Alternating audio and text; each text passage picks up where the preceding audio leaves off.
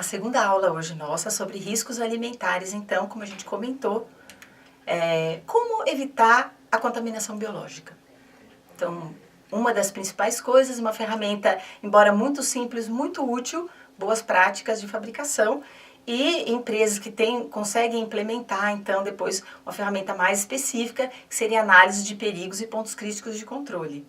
Mas pelo menos a gente precisa ir pelas boas práticas da fabricação. Então aquele mesmo mapinha das mãos que eu havia comentado antes, limpar verduras, não só verduras, não permitir contaminação cruzada, dentre outras tantas coisas importantes. Qual que é o risco da gente não seguir essas boas práticas, né? Seria, no menor das hipóteses, né, uma ida ao banheiro, uma disenteria, um vômito. E numa pior das hipóteses seria a morte, né? Então, vou falar, nossa, mas que drástico, mas realmente, dependendo do patógeno, a gente pode chegar a óbito, no caso, principalmente do Clostridium botulino, aquela mesma bactéria que é usada para produzir a toxina botulínica, que em dermatologia serve para, né, não deixar com ruga, melhorar a expressão facial, justamente porque ela paralisa músculos. Mas quando a gente ingere, e essa toxina está dentro do organismo, ela vai paralisar músculos aleatoriamente, pulmão, coração, e realmente ela pode, como já levou, a óbito.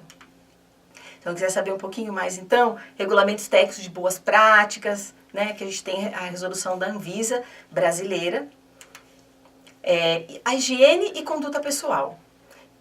Eu vou pôr uns exemplos um pouco fora, obviamente, mas só para ressaltar o ponto. Então, barba, bigode, né, não são permitidos. Então, se a pessoa em linha, ela tem que estar sempre com o rosto limpo. Num caso de uma pessoa que eventualmente entre em contato com manipulação de alimentos, ela precisaria usar uma máscara, se ela tem barba e bigode. A higiene pessoal da pessoa é muito importante. Então, mesmo que ela, claro, não vai entrar em contato com o produto com os pés, a higiene pessoal dela vai ditar, inclusive, outros problemas que ela possa ter, de pele, fungos e tudo mais. Então tem que ter uma boa instrução para essa pessoa. Geralmente é feito uma avaliação médica. Não pode esmalte, porque ninguém quer um pedaço de esmalte no seu alimento. A roupa, a vestimenta sempre limpa, preferencialmente clara, para a gente poder enxergar a sujeira. Entre outras coisas que vocês provavelmente até já tiverem em outros módulos, aqui eu só estou destacando para a gente dar o gancho. A higiene do estabelecimento também é muito importante. Claro, peguei uma foto horrível, né, de um lugar que foi apreendido pela polícia, mas a higiene do local é muito importante, ela precisa ser preservada. No caso de produtos de origem animal, ainda preciso ter sempre a vigilância, então eu preciso ter um selo de inspeção, no mínimo municipal, né, ou então o próprio CIF federal. A higiene na linha de produção, em toda a etapa, então isso seria o ideal e que a gente deve buscar, mesmo se for uma coisa menor, mais caseira, mais um produto que não tenha tanto sofisticação, mas o mínimo de uma higiene, limpeza do local eu preciso ter. Então lembrando que alterações microbianas nem sempre são visíveis, como uma lata estufada, um bolor. Então esse aqui é um exemplo embora tenha sido 2003, mas poderia estar acontecendo em qualquer momento, uma fábrica na China onde todos os operários que tinham comido no bandejão aquele dia, tinha carne de porco deteriorada e eles foram para o hospital, todos eles. Então, lembrar que micro-organismos têm, claro, os desejáveis, que a gente pode pôr para fazer uma fermentação, mas a gente tem aqueles que são deteriorantes, são aqueles que estragam o alimento, e tem os patógenos, que realmente são os preocupantes, que causam infecção e intoxicação, né? Então, aqui é exemplo de um intencional, para adição, por exemplo, de um salame. Então, qual a diferença de infecção e intoxicação? Então, infecção, eu ingiro o patógeno e ele vai produzir a toxina dentro do organismo. Já a intoxicação primeiro o patógeno produz a toxina e quando eu ingiro o alimento, eu ingiro essa toxina. Então, exemplo de infecção seria salmonela, por exemplo, de eu comer um ovo cru. E a intoxicação, um exemplo mais clássico e o pior, infelizmente, seria a ingestão, por exemplo, de uma toxina botulínica já formada dentro de um alimento, que pode levar a óbito, como a gente comentou. Então, a segurança do alimento, ela é muito importante, mas eu vou destacar, então, alguns patógenos que são um pouco piores para o caso de alimentos.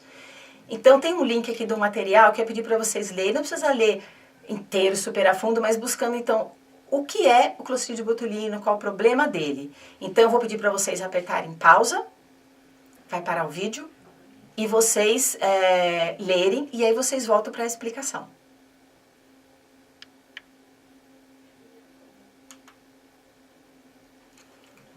Então, o maior vilão de todos é o Clostridium botulino.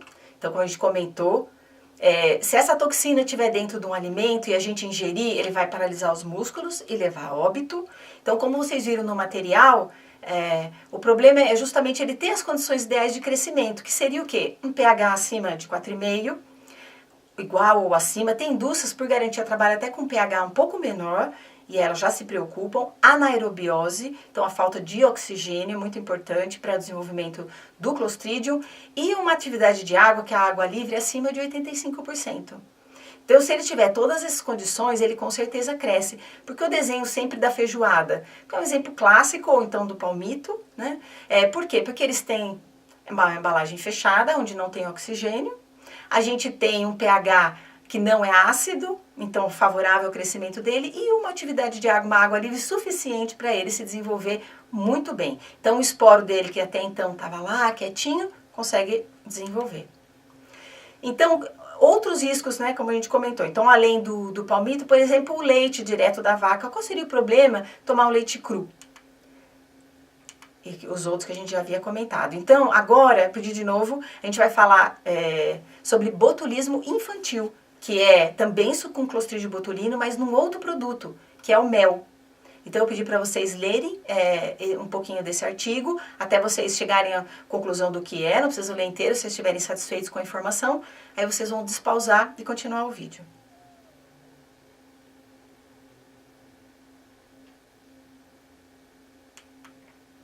Então, a gente tem o mel, ele é muito saudável, mas o mel, embora não tenha como o micro-organismo crescer, o esporo dele pode estar presente no mel. Então, qual é o problema de eu ingerir, se na verdade era a toxina, como eu comentei com vocês? Normalmente, um indivíduo saudável, quando ele ingere o mel, o que acontece com ele? Ele ingere esse mel e ele vai para o intestino né, ácido, e ele morre, esse esporo, ele não coloniza, e não acontece nada com ninguém. Mas numa criança abaixo de 2 anos de idade, na verdade 1 ano é certeza, né, 2 anos seria assim uma folga, criança abaixo de 1 ano de idade, o trato intestinal dela não está formado, então ele consegue colonizar, produzir a toxina dentro do organismo. Essa toxina vai levar ao óbito, pode levar ao óbito da criança, e infelizmente a gente tem muitos casos de botulismo infantil, né? Então, é uma doença muito grave, muito perigosa. Então, como eu posso prevenir? Não dando mel para criança abaixo de 1 ano. Se vocês lerem todas as embalagens, tem esse alerta, embora pouca gente leia rótulo, né? Agora, depois disso, é um alimento muito saudável, pode ser dado, até deve ser dado, mas infelizmente, para criança muito pequenininha, não deve ser dado. Então, um outro patógeno importante, então, agora a gente vai comentar do leite cru, né? Vou pedir então para vocês darem uma lida de novo no mesmo esquema, pausar, e quando estiverem prontos, vocês despausam o material.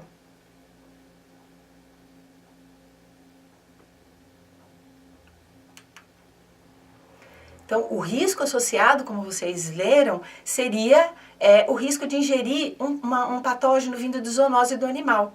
Por exemplo, a tuberculose seria um exemplo, vindo do Mycobacterium bovis, ou brucelose, que embora tenha vacina para o gado, nem todo gado é vacinado. Então, isso por causa desse problema tão sério, que hoje em dia a gente não permite vender leite cru, e aí ele precisa ser, mesmo quando a gente ingere em casa, deveríamos sempre tomar o cuidado de primeiro dar um tratamento térmico nele. Então, a contaminação vem sempre pelo leite cru. Tem um material, sugestão aqui, se alguém quiser ler.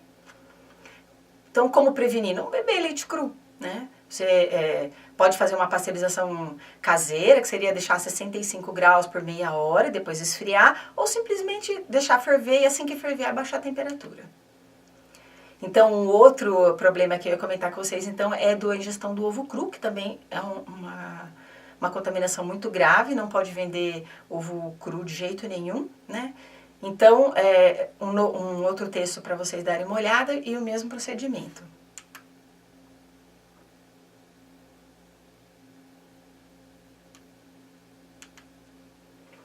Então, o risco de ingerir, então, é pela salmonelose, como vocês leram no material. Se eu fizer qualquer tratamento térmico, aí eu já não tenho risco de ingerir mais a bactéria e assim, logicamente, não tenho risco do patógeno. Então, a ingestão de ovo, ninguém ingere frango cru, mas um frango mal passado poderia levar a isso, né? E qualquer desses alimentos do ovo, tanto a clara, quanto a gema, quanto o próprio frango, então, poderiam acarretar no problema da salmonelose. Como eu posso fazer? Cozimento, né? Não tem outra opção. Então, ovo de gema mole não seria permitido. Só lembrando, quem come raspa de bolo, alguma coisa que vá ovo cru, também está comendo ovo cru, não é só ele mal passado, né? E a própria segurança mesmo, então, do alimento no quesito mínimo de boas práticas seria lavar as mãos. Então, como eu comentei com vocês, as mãos geralmente são mal lavadas. Vou pedir para vocês darem uma lida nesse material, eu vou parar um pouquinho e depois a gente volta.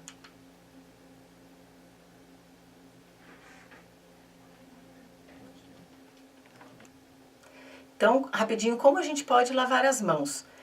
Molhe as mãos, então ponha sabão, lave uma mão na outra. Aí o que é muito importante, então, na verdade, é lavar nos meios dos dedos, lavar na ponta dos dedos, debaixo das unhas, lavar no pulso, lavar o dedão, né? Como mostra essa sequência aqui de imagens. E fechar a torneira preferencialmente com alguma coisa, o pano que você usou para enxugar as mãos, preferencialmente o papel, que daí não vai transmitir nenhum tipo de bactéria de volta, é uma coisa que já tenha nesse material. Então, lembrando que o mínimo, uma diarreia, alguma coisa, o máximo seria a morte pelo botulismo.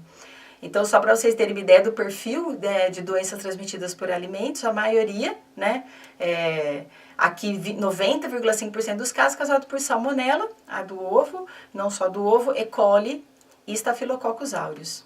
Então, a segurança do alimento é novamente muito importante. E algumas dicas aqui de material para vocês olharem, alguns que eu já até tinha comentado antes.